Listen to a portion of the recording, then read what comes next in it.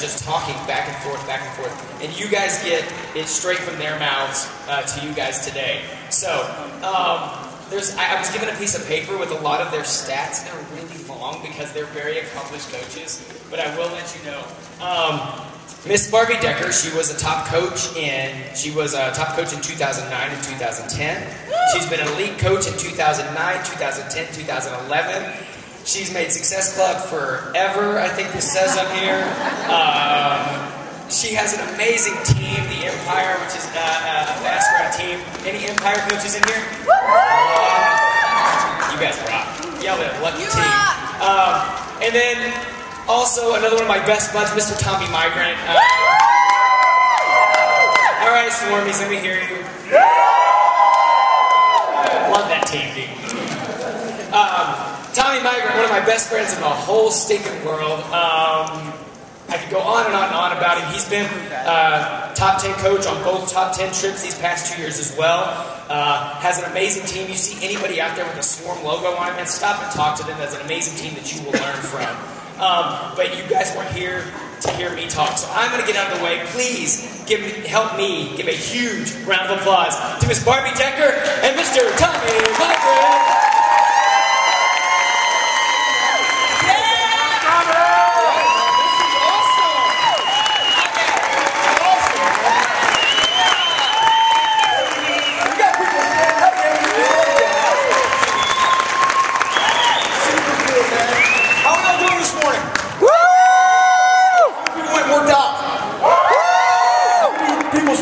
Smell like a bucket of ass. I'm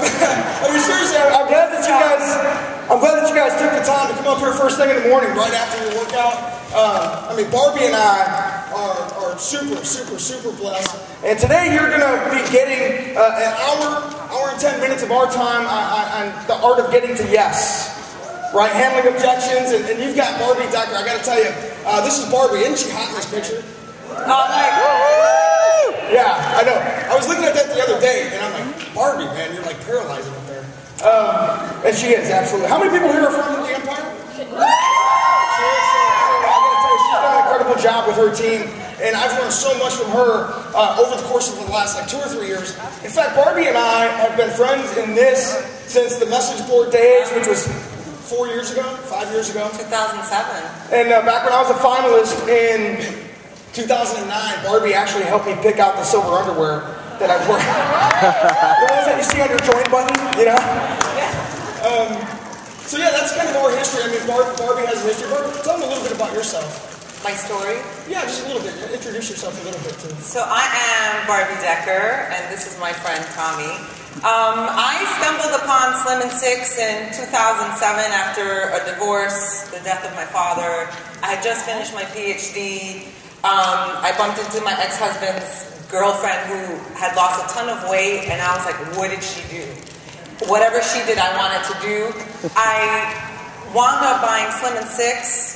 I was on the message boards. That's where I met Tommy. We bonded. I saw the amazing things that he was doing. 6 weeks later, I had lost 11 pounds, completely changed my body, and just got the confidence. My life was transformed in 6 weeks. I became a coach because I wanted to help people. I never, ever meant to be a top coach, to make any money. And in fact, one of my coaches and I, my first coach ever, we made a pact that we would never, ever make any money. And so we broke that pact. So here I am, and here we are sharing the stage. Yeah, and I'm just a high school football coach from Bellevue, Ohio. There's people here from Bellevue, Ohio, which is really cool. From a town of 9,000 people, in fact, I think my whole town is in this room right now, which is really cool. Never thought that I would be up here on stage. Really, just honored to be here. The thing is this: we're both just like you. We're like anybody that's in this room that just showed up. I showed up at my first summit 4 years ago, not planning on any of this. But being open to the learning, open to the growth. And I got to tell you that what I've seen in Barbie over the last 4 years, and what many people have seen in me, is that we've learned some skills and philosophies over the time through personal development that have helped us go from being people who want to do it to people who are armed and dangerous when doing it. Right? How many people would like to be armed and friggin' dangerous? Right? The fact is this: we are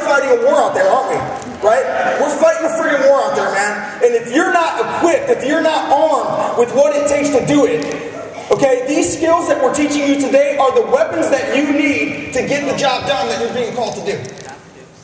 At the end of the day, you either have those weapons in your war chest or you don't. So we are going to share with you some really incredible skills, philosophies, ways of thinking, and systems that will make you be the absolute best coach that you can be and build a friggin' huge team of people that are out there moving this thing forward. How many people want that to happen today? Let's do it, because Christine Dwyer is over there, and her and Julie Orr said they were going to be louder than us. So here's what I want you to do. I want you guys to repeat as loudly as you can after me, okay? I will be open to learning and understanding the things that I need. To go out there and kick some serious ass. I love it.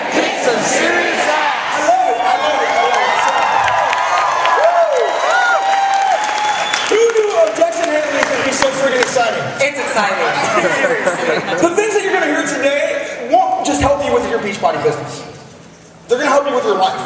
They're going to help you with your kids that are a little rowdy. Liz. Which I love your kids, you and Tony's kids. They're going to help you with your coworkers at work. They're going to help you out there in the community. They're also going to help you with yourself. Because that's where objections begin, right? Within ourselves. So we're going to talk today a little bit about that. But before we do, this is what you're going to learn today. How to identify, prevent, and overcome objections. And I got to tell you this, that the prevention part is probably the most vital skill that you can learn. Yes. How to prevent them. Because objections are provoked. And a lot of times we blame the other person, right? We live in this area of blame, right? We live in this area of life where we like to blame it on them. Oh, it's their fault. They suck. Right? When the truth is this, if we were armed with some skills, we may have been able to prevent the situation, right? We heard Carl Deichler talk at our opening kickoff ceremony about prevention, and he was talking about the ultimate reset. How many people heard him talk about this? And he said, I'm so sick of hearing about, people wanting to find a cure for cancer. Why don't we start talking about how to prevent it in the first place? Right. Yeah. And the truth is, it's no different with objections.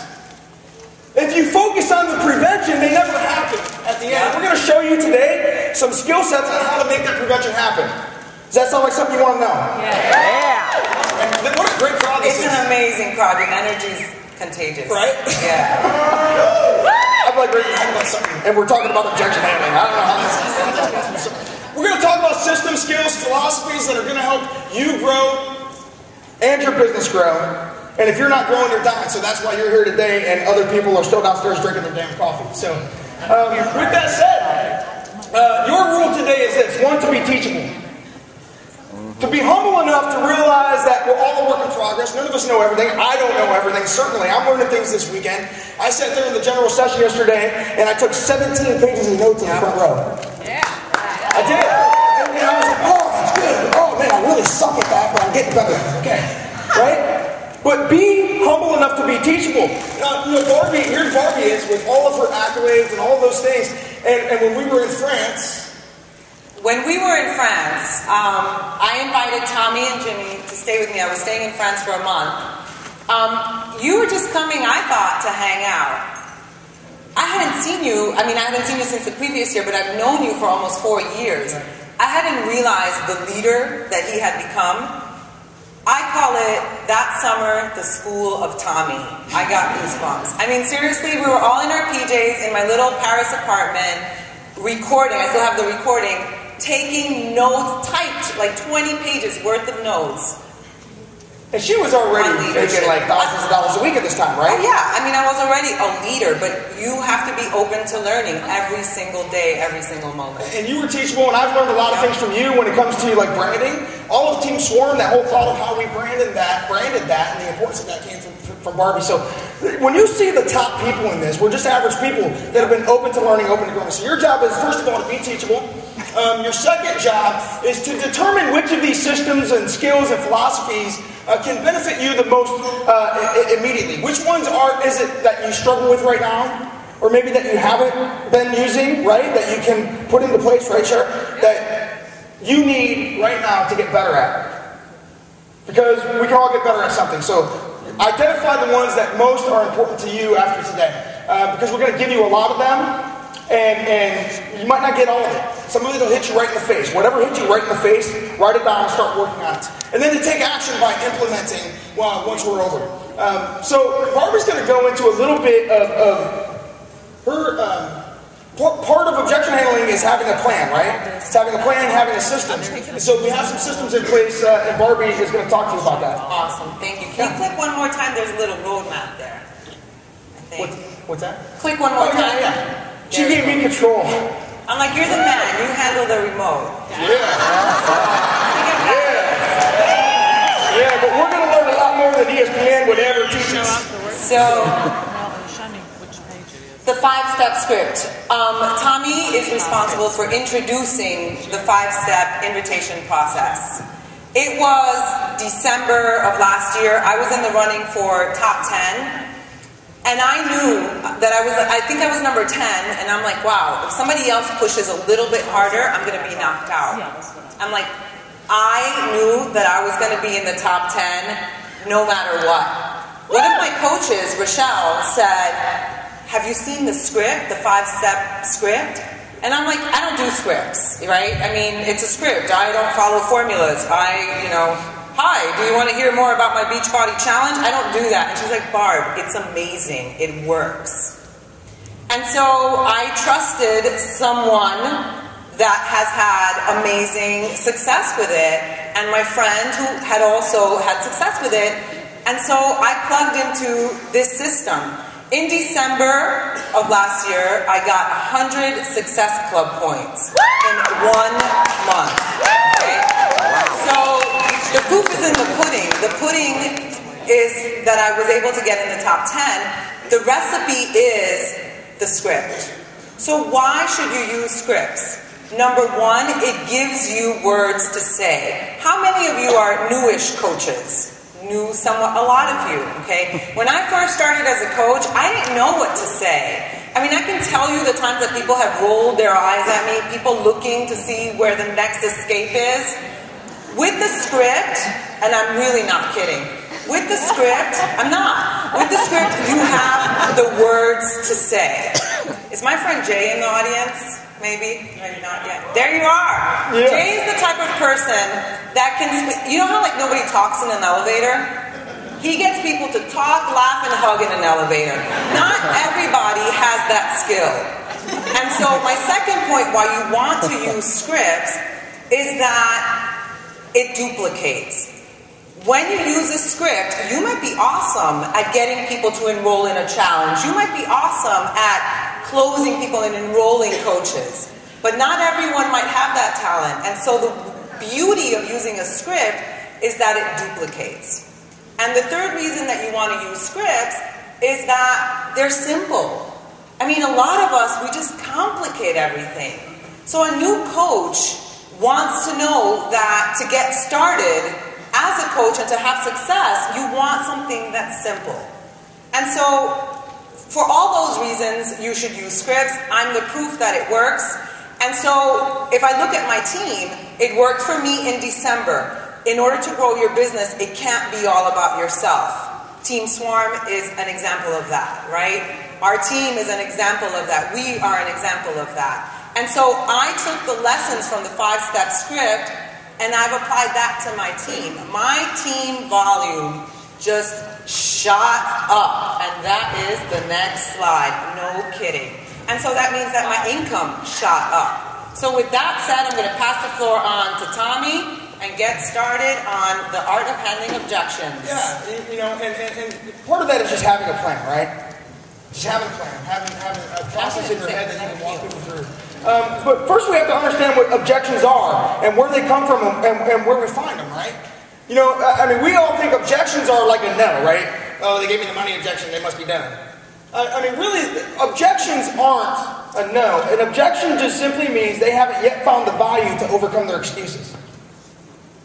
Right? They just don't have a reason deep enough yet to overcome their excuses. They're not a final no. Tell me more about that. Show me something else that might get me to say yes. Right? We do this all the time with ourselves, right? We have objections within ourselves. Or what objections are is they are just something that's asking you to bring them, to connect them to more information, connect them to another reason, connect them to a story. I want you to write that down. Facts tell, stories sell. Write it down. And get really good at sharing testimonials. Maybe your own. I share my mother's testimonial all the time with people. My mom is like 60. She's broken. She's really cute. You know? But she struggled for a long time. But I use my mom's testimony. Oh my gosh, my mom, you know what? She's got like 3 customers. It helps her pay enough. Right? So we're going to get into some of that a little bit more. But identifying what they are. Objections within your own head are your own excuses. Right? Objections, where do we find objections? We find them everywhere. Okay? Objections are everywhere within ourselves. We have excuses all day. In fact, I woke up with an objection in my head to being up here on stage because my lips were chapped. How many people got chapped lips right now?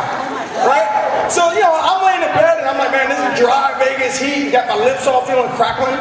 You know? I feel like I'm a hog on the fire roaster here. I don't know if I can get up there and speak today because I got chapped lips. I mean, seriously. And so I laid there and I thought, well, that's stupid. This is a little bit more important than my chapped lips. Yeah. The reality is this: if your why is big enough, the facts don't matter. That's right. It's why you focus people on why. It's why step 2 is in the 5 steps. Right?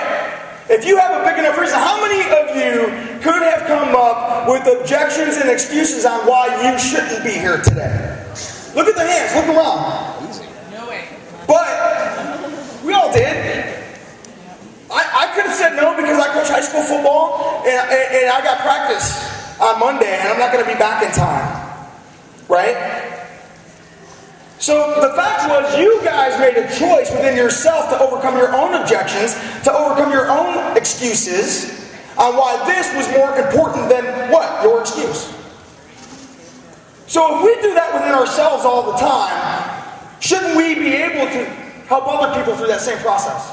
Would you agree? Yeah. Yes. So our job becomes really just understanding that through the 5 steps, through something like a script, through something like having a plan, we can learn to play people's subconscious selves and walk them through the path for themselves. We become their trusted advisor along the way. Right? Because you become your own trusted advisor. So we get objections from ourselves. We get objections from what? Our prospects. We get objections from our prospects all the time. How many people get objections? Money objection. Time objection. Shakeology is too expensive objection, right? This other crap is better objection. You know? I'm just too fat. I'd rather eat donuts objection. We get those from prospects all the time. Alright, but how we handle them and how we prepare for them and how we prevent them is vital. We get them from our kids, we get them from our spouses. How many of you women get objections from your husband? You know, you want to go out and have a sexy date and the husband wants to go play golf or something, right? Dave Ward?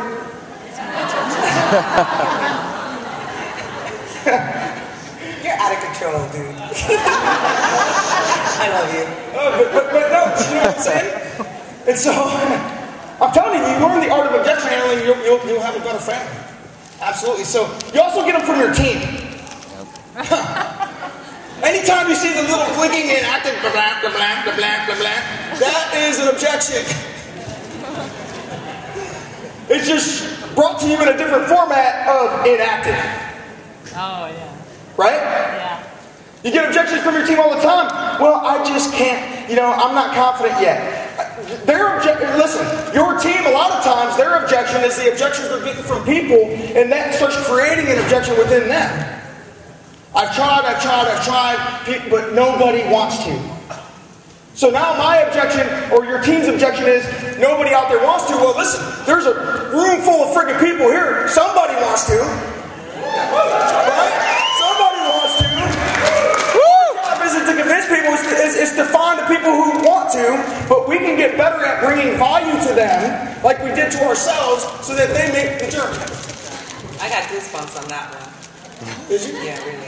Man, that's pretty good when I get Barbie goosebumps. So here's the thing. The first thing I want to tell you is this. Preventing objections starts inside of your own mind and your own heart. It starts with you, man. The only common denominator between you and every objection that exists is you. Because how you think is how you speak, and how you speak is what becomes real. It's what becomes your reality. That's what happens. I don't get a lot of objections out there. You know why? Because I don't have objections within myself.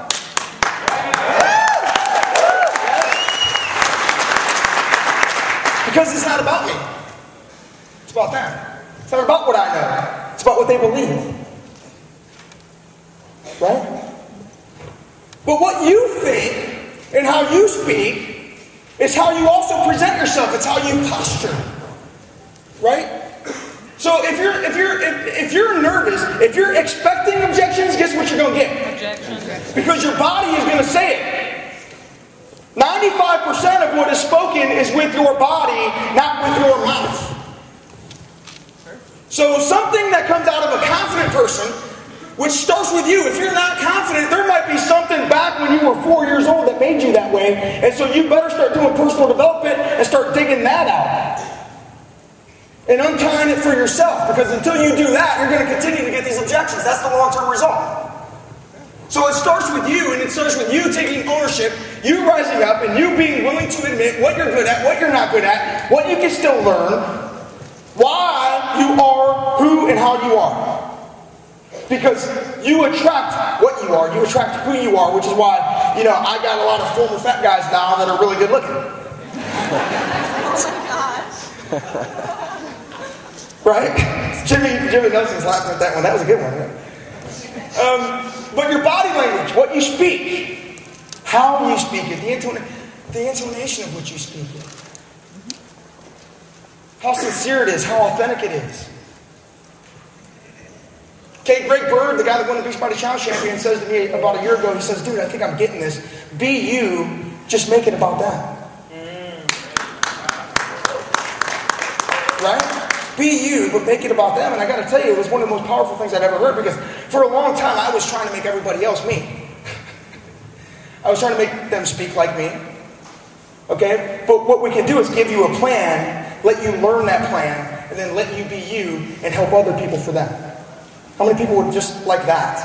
Right? So oral and then written. Here's the thing. I get a lot of people that I kind of get cracked on sometimes because I don't have a strong focus on social media, right? Because I believe this, that if you just learn people skills, then the way that you act and what you say and how you say it is true no matter where you're doing it. So the way that I treat people, or the way that we treat people in real life, face to face, no matter who they are, is the same way we treat them on Facebook. It's the same things that we speak about. The way that we react in person is the same way that we react when we get a private message or a text message or a tweet or whatever that thing is, right? Twitter. Jimmy? So, right? But it is who we become. It's who you become that comes off in your writing, in your speaking, in your posturing. So all those things lead to objection handling skills. And so before we can talk to you about how to do it, we have to give you the equipment, which is just, I'm going to give you 3 very simple but powerful ways. See, here's the thing. We want to all the time be out there, and when someone has an objection, we want to defend rather than diagnose. We want to get defensive because we want to get offended, which makes us defensive, which builds walls instead of bridges. Right? Yeah. So, somebody doesn't want it, and we're like, well, what do you mean you don't want it? Hey, they must be idiots. They don't want this. Right. So what we're going to teach you in the next 3 things is this. It's how to disarm the conversation, how to disarm their excuse, and how to become their friend. How to lead them along the journey playing their subconscious, right? You hear, listen, when I heard Carl Decker, I don't know, all I know is. I want you to write that down. I don't know, all I know is. See, we're too busy trying to be the experts so many times that we vomit everything on people rather than keeping it simple and trying not to be the expert and just be a friend. So when you use I don't know, all I know is, and then just follow it up with a story. I don't know, all I know is I thought it was a good deal, and now that I've lost 30 pounds, I can finally see my feet, I'm pretty happy. So, I don't know, all I know is, man, our team is rocking, man. You should have been at this summit. That thing was super exciting. You know? I don't know, all I know is my life has completely changed since I found this thing. And I don't know if you want your life changed or not. But if you do, why don't you follow me? Why don't you join me? Well, I don't know, all I know is rather than attacking, rather than being defensive. So that's the first one. And we're going to use these on the types of objections that we get, and we get them all the time. Feel, felt, found is another way. Okay, I call this validating and overcoming. I got to tell you, so last night, and she might be in the room, I was talking to someone who was a dental hygienist, right? And she's like, so do you go to the dentist? I was like, hell no. Okay, and immediately, because our human reaction and the way that we've been taught, the way that our parents spoke to us, the way that many teachers have spoken to us, the way that we have been groomed in our society to be, is to tell people what they need to do. Right? You need to sit down. You need to be over there. You need to go here. You need to clean your room. So since you were a little kid, you've been groomed to fail at objection handling. It's truth. Okay, so her initial reaction, which I don't blame her, that was my reaction until about 2 years ago when I started learning this stuff, was to be like, oh my gosh, you so need to go to the dentist. You should be going to the dentist all the time. I'm like, whoa, well, you don't even know why I don't go. You have no idea why I don't go. You know, maybe all the dentists in my town suck. I don't know. So I said, whoa, let's slow this down. Okay, instead of attacking me for it, why don't you just ask me why I don't go? Right? Get to know my reasons. You got to diagnose before you prescribe. Write that down. Oh, I like that. Diagnose before you prescribe. If you walked into a doctor's office and he walked in, looked you in the face, and wrote the prescription and left, how confident would you be? Right. So why do we do that with people?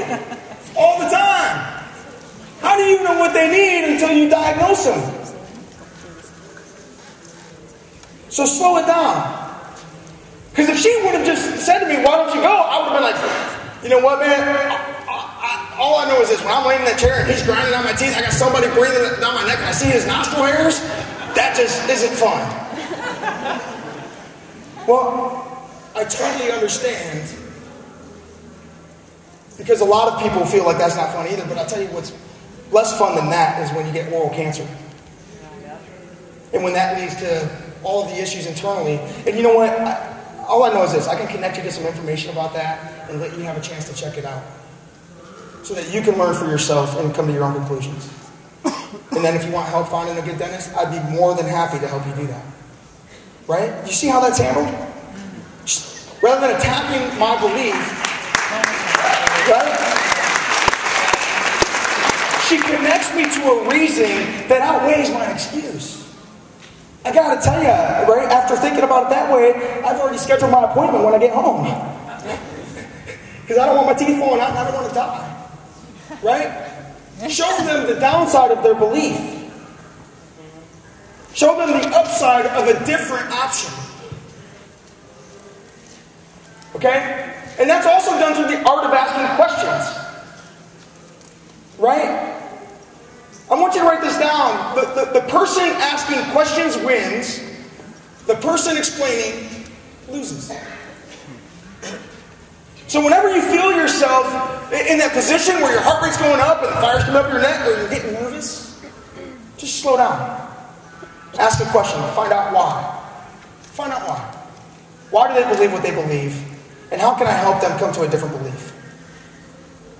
Okay? So through those three things, we can start using what we call testimonials, right? Guys, listen. You want to know who's a master at all this stuff? Go watch Uncle Carl on stage. Do you know how many times you hear that man say, hey, I don't know. All I know is we have this to do. He is a master at getting all of us to overcome our pitiful excuses so we go out there and do the work that this mission calls us to do. Right. We're just not in tune to what he's saying and how he's saying it. He learned this long before us. Which is how he built BeachBody. Okay? And he says, look, I can understand why you're that way. I don't blame you because our society has groomed us to eat donuts and drink milkshakes. But I have to believe that there's a better way. He lets you be okay for your belief. He doesn't attack your belief. He just says, you know what, there's a better way. Why don't we get open to learning that? You watch any of them. I don't know. All I know is that came out of Chalene Johnson's mouth yesterday. Yep. Didn't it? Okay? She did the validate and overcome. She asks questions. She gets you to reflect. When you ask someone a question, it gives them an opportunity to reflect, which is the only way they can ever come to a different conclusion.